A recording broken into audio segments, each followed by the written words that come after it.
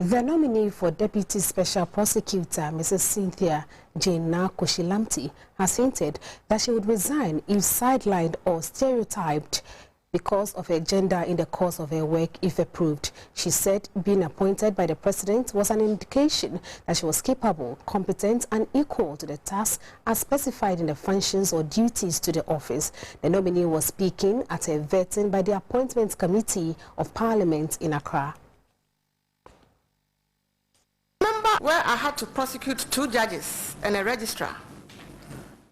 I ended up convicting one of the judges. One was acquitted and discharged, and the registrar was also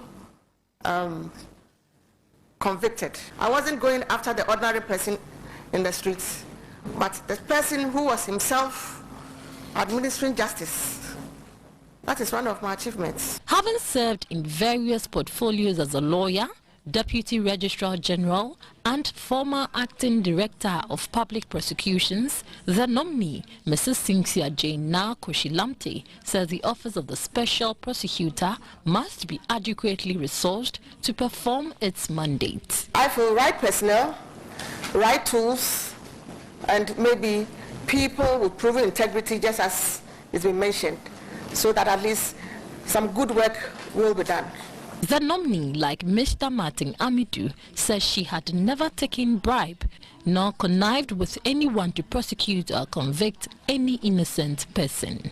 In response to how she could deal with the temperament of Mr. Martin Amidu, Mrs. Lamptey was confident she could rather complement him to fight corruption.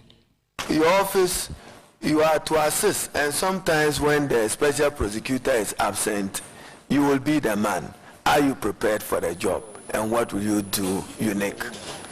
If you give me the nod, I've been put there to work, and that is all I'm going to do. I'm just reminding the nominee how big the feet of the Honorable Martin Amidu is as special prosecutor, and whether she can ably fit into that uncompromising anti-corruption stance. Will you be a good complement to him? I would.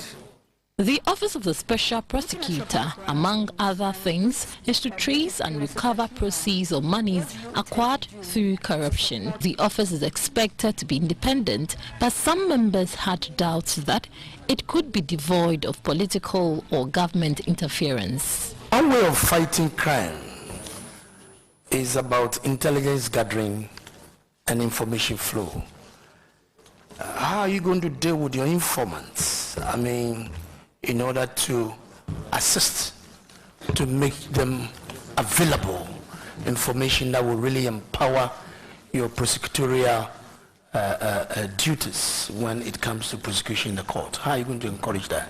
The law should provide protection for them so that they will be comfortable coming back to give us more information.